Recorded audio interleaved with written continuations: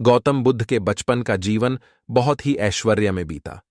उनके पास में सारी चीजें मौजूद थे जिससे वह एक अच्छा जीवन बिता सकते थे, लेकिन वह सब पाकर भी उन सब चीजों से संतुष्ट नहीं थे। उनका मन हमेशा सत्य को जानने के लिए विचलित रहता था। वह सत्य जीवन का परम सत्य था जिसे जानने के लिए महात्मा बुद्ध ने अपना घर बार सब कुछ छोड़ दिया। इसके बाद उनके जीवन में ढेरों परिवर्तन आए और उनके जीवन के इन्हीं परिवर्तनों से हम बहुत कुछ सीख सकते हैं। इसीलिए हम इस पोस्ट में महात्मा बुद्ध के जीवन के कुछ ऐसी कहानियों को लेकर आए हैं जिससे आपके जीवन में भी बदलाव जरूर आएंगे। तो चलिए पढ़ते हैं। एक समय की बात है, भगवान गौतम बुद्ध अपने शिष्यों के साथ बैठे हुए थे और उन्हें उपदेश दे रहे थे। तब उन्होंने अपने शिष्यों से कहा, क्रोध इंसान का सबसे बड़ा दुश्मन है। क्रोध करने वाला व्यक्ति खुद को हानि पहुंचाता ही है, लेकिन दूसरों को भी हानि पहुंचाता है।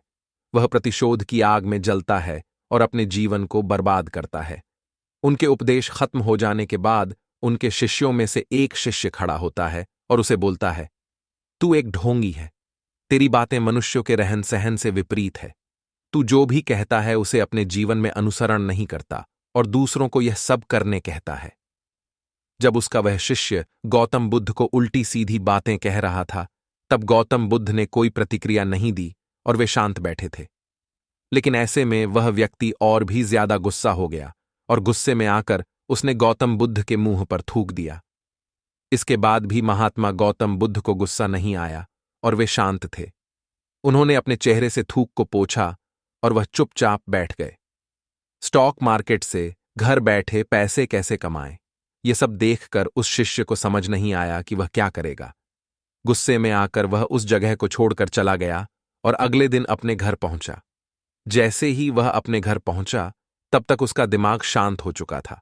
दिमाग के शांत होते ही उसे इस बात का एहसास हुआ कि उसने कितनी बड़ी गलती की है। उसे पाप हुआ है। वह खुद को मन ही मन कहने लगा, यह मैंने क्या कर दिया? मैंने महात्मा बुद्ध का अपमान किया है। ऐसा पाप मैं कैसे कर सकता हूं? मैंने बहुत बड़ी गलती कर दी। मुझे जाकर उनसे माफी मांगनी होगी। यह कहकर वह तुरंत ही गौतम बुद्ध के पास चला गया, लेकिन गौतम बुद्ध उस स्थान पर नहीं थे। ऐसे में वह शिष्य जगह जगह भटक कर उन्हें खोजने लगा। जैसे ही उसे महात्मा बुद्ध मिले तो वह उनके पैरों पर गिर गया और उनसे कहने लगा, मुझे माफ कर दीजिए, मुझसे गलती हुई है। मैंने आपका अपमान किया है। मैंने यह बहुत बड़ा पाप किया है। यह सब देखकर गौतम बुद्ध ने उससे कहा, शांत हो जाओ। क्या बात है, मुझे बताओ, तुम कौन हो? गौतम बुद्ध के यह पूछने पर वह शिष्य चौंक गया। वह सोचने लगा कि महात्मा बुद्ध मुझे कैसे भूल सकते हैं? मैंने तो उनका अपमान किया था।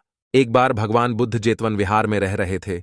भिक्षु चक्षुपाल भगवान से मिलने के लिए आए थे। उनके आगमन के साथ उनकी दिनचर्या, व्यवहार और गुणों की चर्चा भी हुई। भिक्षु चक्षुपाल अंधे थे। एक दिन विहार के कुछ भिक्षुओं ने कुछ मरे हुए कीड़ों को चक्षुपाल की कुटी के बाहर पाया और उन्होंने चक्षुपाल की निंदा करनी शुरू कर दी कि उन्होंने इन जीवित प्राणियों की हत्या की। भगवान बुद्ध ने निंदा कर रहे उन भिक्षुओं को बुलाया और पूछा कि क्या तुमने भिक्षु को कीड़े मारते हुए देखा है? उन्होंने उत्तर दिया, नहीं। इस पर भगवान बुद्ध ने उन साधकों से कहा कि जैसे तुमने उन्हें कीड़ों को मारते हुए नहीं देखा, वैसे ही चक्षुपाल ने भी उन्हें मरते हुए नहीं देखा और उन्होंने कीड़ों को जानबूझकर नहीं मारा है, इसलिए उनकी भर्त्सना करना उचित नहीं है। भिक्षुओं ने इसके बाद पूछा कि चक्षुपाल अंधे क्यों हैं? उन्होंने इस जन्म में अथवा पिछले जन्म में क्या पाप किए? भगवान बुद्ध ने चक्षुपाल के बारे में कहा कि वे पूर्व जन्म में एक चिकित्सक थे।